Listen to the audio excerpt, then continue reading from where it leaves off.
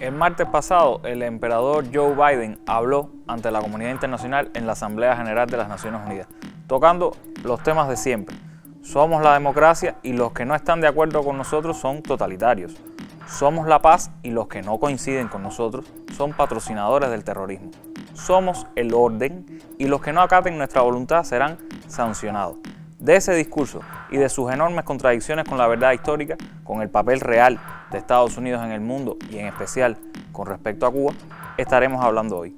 Esto es Con Filo, un espacio para mostrar con todos sus matices las noticias, los hechos, las matrices de opinión que circulan en los medios y en las redes sobre la realidad cubana. Vamos a rasgar la costura de la manipulación mediática y adentrarnos en la arista filosa de los acontecimientos.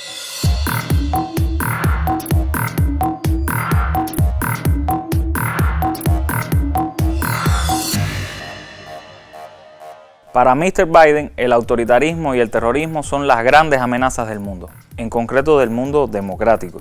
Ese inequívoco valor democrático del que ellos mismos se atribuyen ser jueces universales está, en opinión del presidente estadounidense, no solo dentro de sus prósperas costas, sino en los activistas y manifestantes pacíficos que luchan por lo mismo en Bielorrusia y Siria, en Venezuela y en Cuba. Pudiéramos perdonarle a Mr. Biden estas aseveraciones, teniendo en cuenta que fue un discurso muy inconsistente, lleno de erratas al pronunciarlo.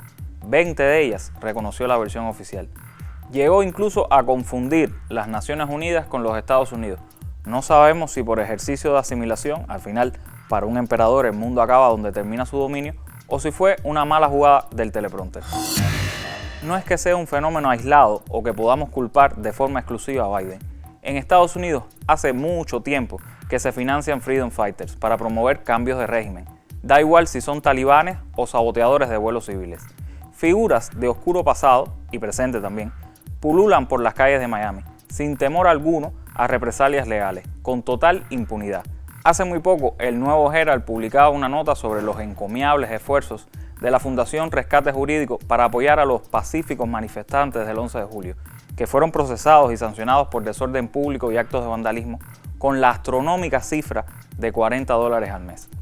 Detrás de este noble, desinteresado y altruista gesto se esconde Santiago Álvarez Fernández Magriñá, de las figuras del exilio histórico, como dirían en Miami, y en realidad un terrorista de larga hoja de servicios contra Cuba.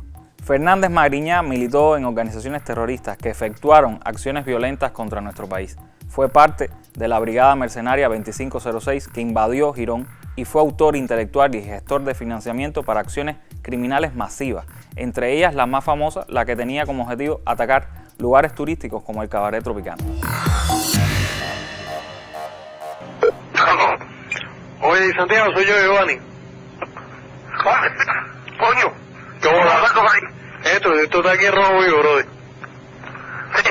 Sí, no, tú sabes cómo Oye, es. aquí dijeron que había un tiroteo en Agua Grande. Ah, no sé nada de eso, no me enteré. Sí, dijeron que había cogido a tres hombres de Miami en un tiroteo en Agua Grande. No me enteré de eso. ¿Y tú has podido caminar? Bueno, yo estoy aquí todavía metido en la No, lona. me digas dónde ¿Eh? está. ¿Cómo? Yo estoy metido para la No me digas lona. dónde está. Ok. ¿Cómo? Yo estoy clavado. ¿Has podido caminar para acá? Todavía no, pero estoy trabajando en eso en unos días. Yo espero avanzar para... No, mejor entiérdate.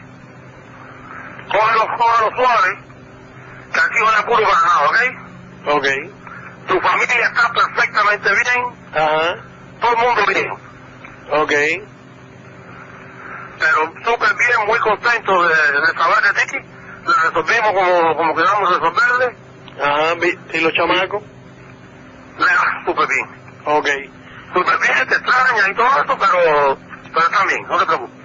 Oye. Acuérdate que este es problema mío. Sí, yo sé. Déjame hacerte una pregunta. Con respecto, si yo tuviera que salir echando, hacemos como tú me habías dicho, salgo hasta la primera isla habitada de las Bahamas y ahí te llamo. Exactamente. ¿Está tan mala la cosa? ¿Está tan mala la cosa? No, es que en las calles está lleno de policía y gente de seguridad del Estado, ¿tú me entiendes? Y no quiero arriesgarme en moverme. No, quédate tranquilo, uno que se tranquiliza la cosa. Porque parece que la gente de Sagua echaron a perder la situación. ¿Qué? Parece que hubo un problema en Sagua y se haga toda la vida. Ok. Parece que ese fue el problema, ¿sabes? Oye, estate tú tranquilo, estiérrate un poco, no te muevas y tú verás que las cosas salen bien. ok. No te apures, que la calma en esto es prescindible. Ok. Déjame hacerte una pregunta. El otro día que me dijiste lo de Tropicana, ¿tú quieres que vaya a Goya? Si quieres hacer eso mejor, a mí me da lo mismo. Ahí se entra por una ventana con un par de latitos y se acaba aquello. Y es menos riesgoso. Fernández Magriñá introdujo de forma ilegal en Estados Unidos a Luis Posada Carriles, luego de que fuera indultado en Panamá, en su barco Santrina. Llegó a ser encarcelado cuando autoridades descubrieron un alijo de armas fastuoso bajo su posesión, con centenares de armas de gran calibre. Pero no llegó a cumplir ni 4 años en prisión. Nunca fue procesado por su accionar terrorista. Pero, ¿qué se puede esperar del establishment estadounidense si hace unos días el gobernador de la Florida condecoró a Félix Rodríguez, también conocido como Félix el Gato? Allá podrán llamarlo desvergonzadamente veterano de guerra, pero en Cuba conocemos perfectamente que Félix Rodríguez, además de ser mercenario en Girón y oficial de la CIA, fue uno de los asesinos del Che en Bolivia y un funesto cómplice del gobierno estadounidense en tejemanejes como los de Irán-Contra. Conocido como el Gato entre sus secuaces, Félix Rodríguez es reclutado por la Agencia Central de Inteligencia CIA en 1960, organización que le permitió aliarse a otros terroristas a lo largo de su carrera como Luis Posada Carriles, Jorge Mascanosa y Orlando Bosch, entre otros.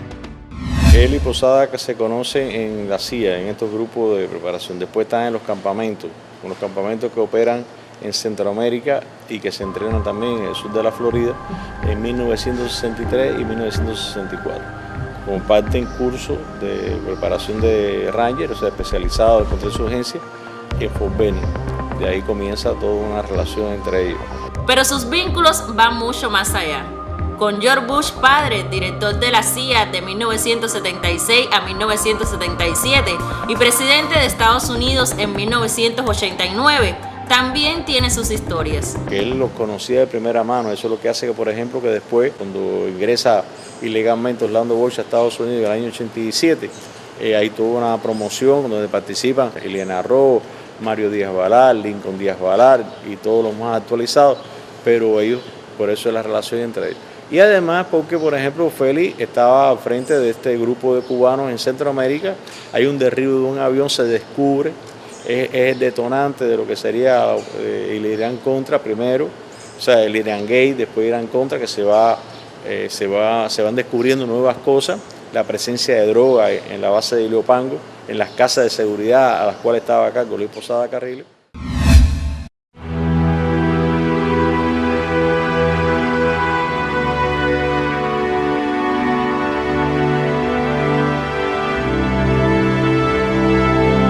Como perro de presa al servicio del gobierno norteamericano, Mendigutía se jacta hoy de haber asesinado a Ernesto Che Guevara, uno de los hombres más extraordinarios de todos los tiempos. Él es el que dio la orden, y él incluso hay una foto de él, el Che todavía en vida, que lo pone en su libro, o sea, está feo. Félix recibe la orden, pero se la da a un boliviano. El boliviano es el que asesina al Che, o sea, quien dispara, que ejecuta. El que estaba ebrio, que lo emborracharon, que disparó sin saber lo que estaba haciendo, fue un boliviano. Pero la orden vino de Washington y fue ejecutada, recibida por él, porque él era el comunicador, era el telegrafista, el que recibía los cables, recibió la orden y entonces, bueno, la autoridad es boliviana. Yo te digo que hay un nivel de acreditación por parte de que no minimiza en nada su responsabilidad y su criminalidad. Es un criminal nato y además lo ha sido consecuente durante toda su trayectoria criminal en todos los países que ha ayudado a la represión, como yo te contaba. Pero en ese caso hay inexactitudes históricas que se ha podido establecer del papel realmente que jugó él. Y él se atribuye más de lo que él hizo. En esa cumbre en Panamá también se hizo famoso un personaje de portentosas habilidades para las artes marciales, Orlando Gutiérrez Boronat. Este señor, un gran pacifista evidentemente, vive tranquilamente en Estados Unidos, sin preocuparse por haber pertenecido a una organización terrorista que, según la propia CIA, fue la organización terrorista cubana más activa entre 1968 y 1975. Claro, hay que decir que Gutiérrez Boronat no fue exclusivo de ninguna organización. Ha ido moviéndose por varias entidades terroristas hasta fundar con financiamiento millonario del gobierno estadounidense, un directorio democrático, donde se las ha dado de militante cívico por la paz y la restauración de la democracia en nuestro país. Este hombre, quien tuvo también muy cercanos vínculos con Luis Posada Carriles, salió a la palestra pública no hace mucho al solicitar pacífica, cívica y democráticamente una intervención militar contra Cuba. Si hay una represión de muertos utilizando la fuerza militar para reprimir al pueblo de Cuba, es legítimo y pedimos una intervención internacional encabezada por Estados Unidos para derribar ese régimen y ponerle fin. Sería la forma de liberar a Cuba, liberar a Venezuela, liberar a Nicaragua y parar al comunismo. No se debe permitir un derramamiento de sangre del pueblo cubano en las calles de Cuba, y con toda moral pedimos que la comunidad internacional encabezada por Estados Unidos ponga fin a ese régimen de oprobio. Así que asumo la plena responsabilidad por esa petición, que la hago a título de la Asamblea de la Resistencia y sin representar a más nadie en este salón. Muchas gracias. Pero ahora el terrorista reciclado es parte del board de un invento llamado Cuba Próxima, el último grito de los que quisieron crear un laboratorio de ideas para la transición pacífica en nuestro país, llamado Cuba Posible. Con toda esta fauna viviendo a sus anchas en el país que preside, Mr. Biden se cree con la autoridad moral para aleccionar al mundo, para decirnos a cubanos y venezolanos cómo debemos vivir, cómo debemos entender la política, la democracia y la libertad de expresión. Lo curioso es que Mr. Biden no es muy consecuente, que digamos, con su discurso. Justo el mismo día en que disertaba sobre libertades y bondades del capitalismo estadounidense, asistentes suyos echaron a periodistas que intentaban preguntar al mandatario sobre la crisis migratoria actual. ¿Lo vieron a los cowboys contra los haitianos?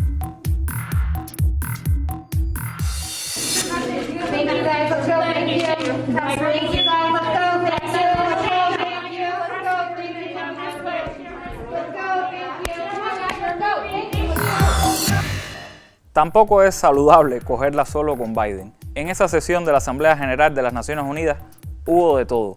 Iván Duque, el presidente de Colombia, acusó a Venezuela de ser una narcodictadura. Sí, escucharon bien, el presidente de Colombia. Nada, que es muy fácil satanizar al eje del mal, a Cuba, a Nicaragua y Venezuela. Pero es más difícil ser consecuente con lo que se dice y tratar de resolver los problemas domésticos. Y así Duque parece ignorar que Colombia es el principal exportador de cocaína a nivel mundial, y Mr. Biden no se quiere dar por enterado de que en su país se ha apoyado y financiado, y se continúa haciendo, a connotados terroristas, a vulneradores flagrantes de la paz y la seguridad que tanto dice valorar. Esos son los líderes mundiales que van a guiar al mundo por un mejor camino.